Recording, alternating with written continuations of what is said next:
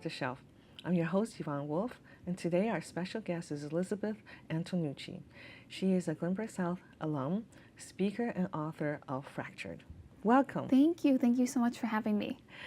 Tell us about your book. Now, this is something that happened over 10 years ago and was a terrible, tragic accident. Can you tell us how this all started? Yes, 10 years ago, it'll be 11 years in October, I was in a fatal car accident, and the driver of my car fell asleep at the wheel. The car flipped, rolled 7 times, and I was ejected through the sunroof. Oh my gosh. And I suffered a broken neck, arm, shoulder, back, and leg. And the book is about my recovery spiritually, emotionally, physically, and mentally, and all the lessons that I've learned along the way. I found this book very moving. The Oh, pace thank you. of the first chapter just took us right tumbling down that highway Yeah. with you, and then the recovery begins. Yes. And the recovery is a slower pace as we expected, but Absolutely. but it's more than physical. It is. It's a lot more than physical. Most of my recovery, I think the hardest part of my recovery was the mental, emotional, and the spiritual. The physical, I knew what to expect when what the doctors were going to tell me, and this is how long it was going to take to heal physically. Yes. Broken bones heal a lot faster than a broken spirit or a broken mind. And so I found that And you had discs, spinal disc. I had a spinal fusion Oh my. at my C6 and C7, so I broke my neck. And so I knew I knew what to expect physically. And that was calculated. The doctors gave me a certain amount of time and what to expect, but I didn't know what to Therapy, right? expect. Yeah, or Right. OT Therapy, and- physical yeah. therapy, occupational therapy, speech therapy, and I could quantify that in my head and knew what was coming. But with the emotional and spiritual recovery, I didn't know what to expect and didn't know the ups and downs I would go through and the depression I would go through and the highs and the lows and the thinking that I'll never come back from this and all of that, those emotions that are in between. And so that to me was the hardest part of the recovery. And that's why it's so wonderful that you're sharing this in a book with us. It was a pleasure to write. It really was. Perhaps part of your recovery. Yes, very much so. It actually started out as therapy for me, just as a way to get the memories out of my body and onto paper and out of my head. So it was a way for me to just let everything go. And then it turned into a book. Some of these things people may not realize Yes. is that you describe how you couldn't smile, you couldn't have any facial No. expressions, and then you were terrified to be in a car again. Yeah, I found myself very depressed after the accident. So smiling and laughing seemed like something that might never happen again. And my wonderful family tried everything they could to keep me Yes, smiling and yes. laughing. And Even laugh And- about those things you have to get yes, used to now, right? yeah, there was a lot of now funny moments that when looking back, I can see the humor and everything that I had to go through, or in parts of what I had to go through. And so I think having that support system was a huge help for me. I can't even imagine going through something like this without my family. And so, yeah, that was very, very helpful. When you describe your injuries, maybe we should say that to me, it sounded like you were practically a quadriplegic. Well, because thankfully I wasn't. I was You could walk a little. I was one vertebrae away from being paralyzed. That's what the doctors said. that close. Oh That my close. gosh. So it was very, very lucky. I had lots of guardian angels up there looking out for me. Yes. And so, but I did have to train my body to regain balance and walk again, because it took some time to figure out that balance. And I was in the hospital for about a month, in a hospital bed for about a year after the accident. So my muscles would atrophy and everything got very weak. So strengthening my muscles again and learning to walk was something that I didn't have to learn to walk as in I couldn't use my limbs, but it was just a Not different as- process. It wasn't as right. easy as it was pre-accident. Right. So you described coming back from Utah, where the site of accident, Yes. and then coming back to Chicago. You could walk, but not through a airport. Not through right? an airport. No, I had to Not use a the- wheelchair through the airport and always hold on to my mom or my aunt who were traveling back with me, and it was difficult to regain the strength and to keep the balance, and very overwhelming. Being Yes. in an airport with a ton of people was very overwhelming to me because I had been in a and hospital they move room. fast. People in the airport Yes, move fast. very fast. Yeah. So and then you come home and you have such a wonderful family. I do. I came home and my entire family was home. My sister had flown home, and she was in New Orleans at the time of the accident. She was a freshman in college, and she came home, and my other sister was home, and my brother, who was still at Glenbrook South, and my aunt and uncle were over there, and so I had a warm reception. I was only able to talk to them for a couple minutes because I got extremely tired and exhausted. Oh, yes, but yes. seeing familiar faces again was one of the best things that I could have happened, because that's what I needed. I needed my family and to see people that I knew were in my corner. So some of these experiences that that you have to really slow down your life, right? What did you tell us a few things now? Or there's these daily inconveniences. You wrote about taking a shower day. Well, yes. When the inconveniences when I was going through the recovery, showering, that's an everyday task for everybody, was a huge process. Yeah, huge for me. ordeal. Yeah. I had at least 3 people and me in the shower, usually my mom, my sister, and my aunt. One would help stabilize me. One would have to hold my head because I had a neck brace. So in order to shower, I had to take that off. And so somebody had to hold my head to stabilize. And the other person would wash my body. Yeah. And You got used to you that. get used to it very quickly. It was uncomfortable for about a minute. And then everybody just started laughing and joking and talking about themselves, and which got me out of my head. And it actually became something that I think all 3 of us looked forward to. It was But you didn't do it every day. we didn't do it every day. Yeah, I washed my hair depends. probably once a week, just Yes. because it was such a long process. I showered maybe every couple days, every 3 or 4 days.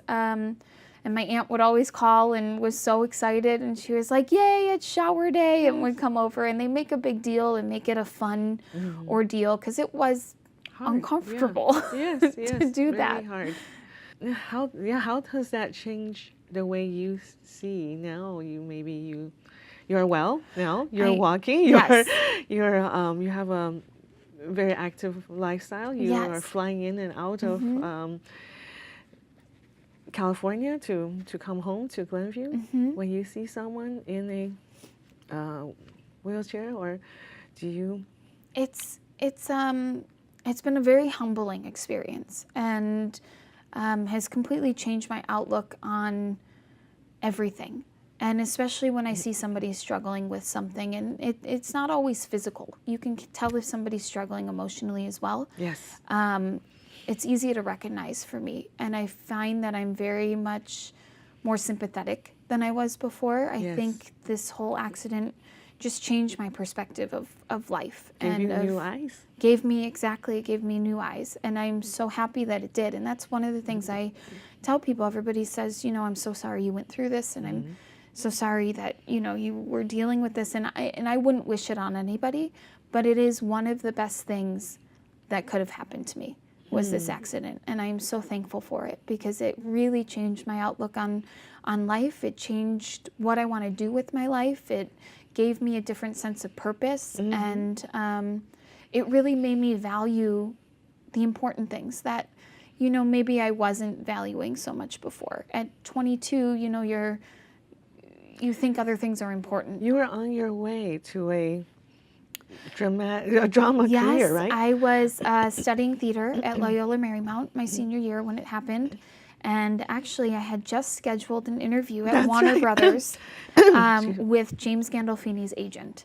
And I remember waking up in the hospital, and I didn't know where I was. Yes. And my dad kept telling me where I was and what was going on, and I was going in and out of consciousness. And one of the times I woke up, I told my dad I couldn't be here. You have I said, I appointment. have to go.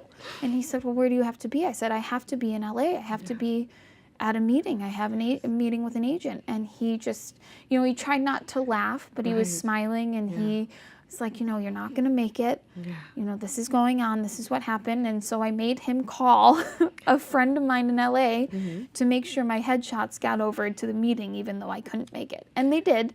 But, life happens, and you deal with it. You roll with the punches, and you figure out, how to move on. And so I thought that moment was actually oddly funny. yes, Right? yeah, it's funny just now. comical, Yeah. yes, in some way. Yeah. Yeah. A lot of the moments that I had in the hospital and out of the hospital, now I laugh about because they are just so funny. And at the time they seemed, horrible, and it seemed so hard. But now looking back at it, I can find the humor in it, which I think is all part of that healing process. Yes, yes. Your mind is going faster than your body, perhaps, Absolutely. or it hasn't recognized Right. all those things that needs to be addressed now. Right. Elizabeth, I met you through your drama teacher at Glenview South, Beth Barber. Yes. She retired this year, and she told me about this wonderful book you wrote. So tell us a little bit about who you were between Glenview South graduation and the point of the accident when you were in that car. Beth, Mrs. Barber, as I called her then. Now she tells me to call her Beth, which is still Weird, very right? weird to me. She's one of my favorite teachers at Glenview South. And before the accident, between Glenview South and the accident, I was really focused on a theater career. That's really what I wanted to do. And she kind of instilled that in me, that I found my love for theater through Mrs. Barber.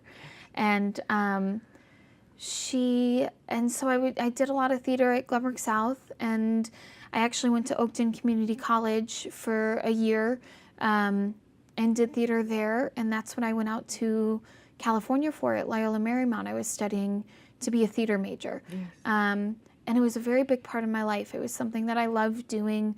I loved exploring different characters through plays and finding new parts of myself through playing different characters. And that's what I was doing right before the accident, was driving to research a play. And I know that Beth is a stickler for writing. She is. Being a good writer. She is. It's very important to her. As you know, she did the Spur of the Moment, which is the writing part of the Glenview South variety show. Writing and scripts.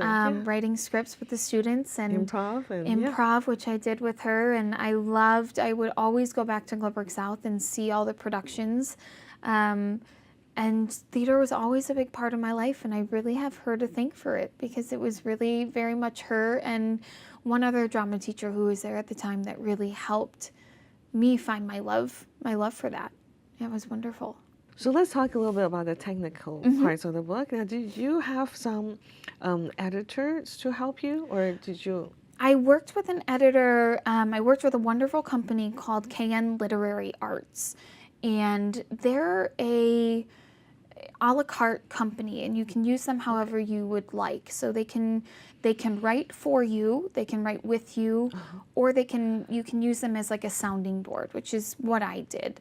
Okay. I developed an outline with a woman over there who we wrote back and forth. I would write chapters, send them to her, and she would give me feedback. Cut it out, and she would, as a sounding board. And when I was stuck on something and couldn't write, that's amazing. I would call her, and she would help me talk through it and walk through it and break it down piece by piece, which was super helpful, because when I was taking on the book, I was thinking as a whole project, which became very overwhelming. Yes, and once daunting. I broke it down, How can you?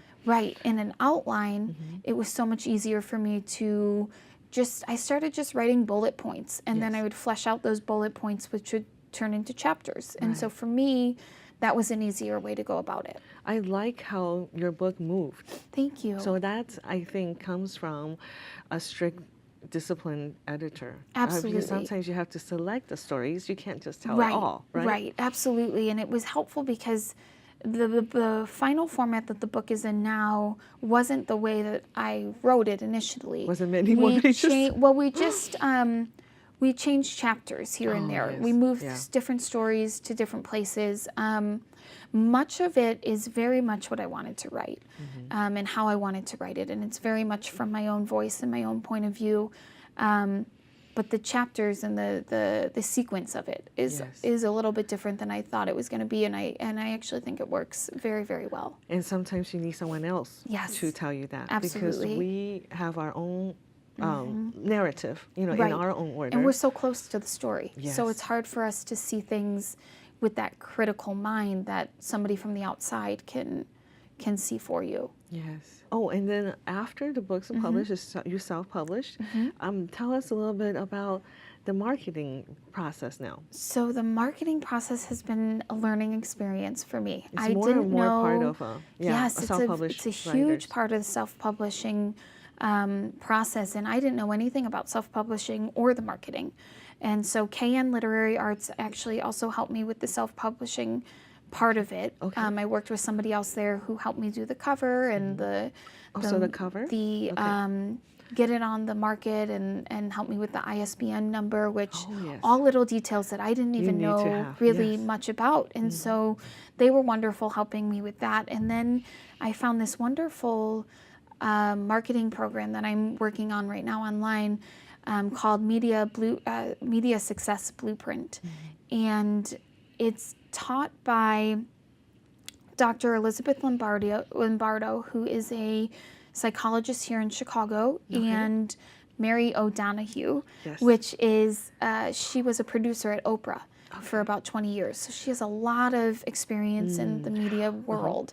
How to reach. How to reach out to media, how to pitch media, what they're looking for, different topics that they're looking for, and how to go about it. And so that's been very helpful and very eye-opening to me. And I'm learning a ton, and which is exciting. How to long me. is this course? 10 weeks? It's a 5-week course. Okay, so, so it's pretty almost compact. done. Yeah, almost done with it. So that's a good resource for It's our very audience. Yeah. And now, who is your audience? Who would you recommend your Glenbrook South I students? would current very much students? recommend it to Glenbrook South students. A lot of women have responded to my book very strongly, as well as a lot of men, surprisingly to me, because it talks about so many different topics that cross gender lines as well. Right. I think the most important thing I want readers to get out of my book is to get out of that good girl mentality for men or women, that they don't have to be people pleasers, that they are enough, that wherever you are in life, you're enough and you're doing enough and you are who you are. Yes, you devoted a few chapters to weight. Yes. And that's even more concern for, I think, men now than before. Yes, it very much is. I spoke at a college group in Fresno with Fresno State, and a response that I got back was a lot from the men, that they have this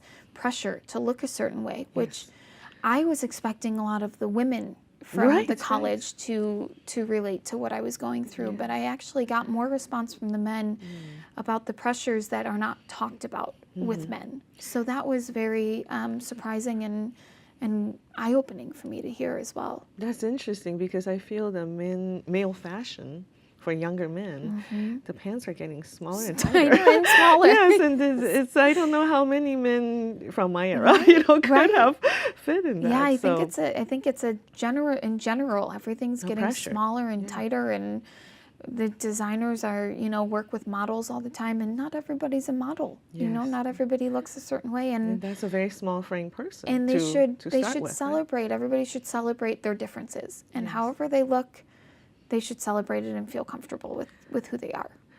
Let's talk a little bit more about the spirituality of the book. I was surprised to see a name I'm familiar with. Okay. James from Prague. Yes. This is so funny because I read his book 20 years ago Okay. when my father passed away. Okay. And I see that you met him. Yes. And, well, actually, he pulled you out in the audience, Out of an right? audience, So why yes. don't you tell us about that contact with a medium? It was amazing. It was something that I wasn't always open to. My family had always been very open to mediums and connecting to the other side, but I was not very open to it until after the accident. And a friend of mine from Glenview told me that he was coming, and so we went together. Yes. And I was praying for a reading for her because she had just lost her father as well. And he picked me out of the crowd and Yes. said, It wasn't you seeking him. No. Right? It was he. yes, and Right. one of the boys who passed away in the car Yes. accident was reaching out to him and wanted to connect with me. And he had connected with me before with another medium that I saw. And so he just wanted to relay to me that You to mean give a James, message. or- Well, the boy that passed away was Yes. relating to James for me Right. that he was fine, and he wanted me to give a message to the driver of the car because he had sensed that he was suffering, and so it was very cool. It was a very cool experience, very welcomed experience, and I love knowing how he's doing on the other side, and that Yes. he's at peace, and that he's living the life he would have wanted to live here. Yes. And so it was very, very cool. It's very revigorating, right? Mm-hmm. Instead of draining, you feel like Yes, I feel it feels very energizing after Yes. you experience something like that. And you contacted the driver. I did. Yes. I reached out to him and let him know what James had said, and he was open to it. And I think it was what he needed to hear, too. I think so too. I don't think there's any accidents in life, and I think God always puts what you need in front of you at the right time. And so I think that I had to reach out to him. Yes. I knew I had to share this with him, and he was very open to hearing about it and appreciated me contacting him and letting him know what was said. And I felt better after doing that as well, and Yes. as I hope he did too. And I think that it's very typical for men to not be the one to reach out. Right. But they do need Yes. Yeah. reassurance. They need even more so. Especially because we were all so young. Yes. I think he was 19? 19. The driver of the car was 19, and I can't even imagine having that responsibility after something like this. Oh, that could, permanently change you. Right. And Just it could as have been it any changed of you, us right? driving, right? Yes. So, and nobody's at fault. There were And 5 of you, right? there in were the 5 car? of us in the car. One didn't make it, and And he was 19 too? yes, he was 19 as well, and so there was no blame, really, no blame. It could have been anybody. That's why they call it an accident. So to know that he's doing well and that he received the message and could hear it was very reassuring to me as well. Yeah. So let's talk more about the reactions you have from your readers. That's something new for authors now, to be able to get feedback so Yes. soon and so personal. Yes. Do you enjoy that part of being an I author? love it. I love it. I love connecting with my readers. I love hearing their experiences and what they got out of the book, because it's very different for everybody. There's a lot of women relate to it in the weight struggles that I've gone through, and some of the other emotional struggles that I've gone through, and especially the people pleasing. A lot of women relate to that. And I had one man who, he was in his 50s, I believe, reached out to me after he read it, and he related to everything. And I was blown away. A 50-year-old man Right. who had gone through the same things, weight struggles, people pleasing, finding his voice. And it was very humbling to hear that, you know, it really crosses all barriers and reaches everybody, which was just wonderful to hear. And it's so fun to connect with different readers and different people that I speak to and hear what they've gone through and be that support for them, to let them know that they're not the only ones that are going through something. And if I can touch, you know, one person with what I've gone through and my speaking, then I feel like it's been a success. Your book, I think, is very Yes. honestly written. I feel that when you hear about the difficulties of how to pee, right, after Yes. after being in with a catheter Yes. so long, so I think those are things that people find not less intimidating, right? It's to very talk about. relatable. That's what I really wanted to stress with this book, was I didn't want to cover anything up, because that's one of the things that I learned through this recovery process, was taking off that armor that I put on prior to the accident, and really being who I am in myself. And so I think the honesty was really important, and really showing people all facets of what I went through. Part of the new year. Yes. Yes. Yes. So let's talk a little bit about Glenview, and Okay. how do you, now you come back? Yes, now I come Periodically? back. I loved living in Glenview. I lived here my entire life, pretty much, through Yes, I mean, most went important years of through your life. kindergarten, Right? Most important years of your life. every school. Loved it. Springman, Glenbrook South, Yes. and And you said prior to our interview last night, you saw your friends yes, from last 7th night grade? we've been friends. Some of us from younger, some of us That's from beautiful. most of, at least since 6th grade. And we all, whenever we're all in town, or when I'm in town, because they all still live here, we go out to dinner and catch up. And it was so wonderful to see everybody. We went over to the Glen and had dinner at Flight, Oh, wonderful. and just caught up. And, you know, 3 of them have babies now, and we You have have one on one the on the way, way. yes. So it's so fun to revisit everybody. And grow Glenview is such together. a wonderful community, and we stay close to everybody that's here, and it's just been such a wonderful place to live. Well, thank you, Elizabeth, for coming on our program. Oh, thank you so much. It's been wonderful to be here. And thank you for watching. Join us next time on Off the Shelf.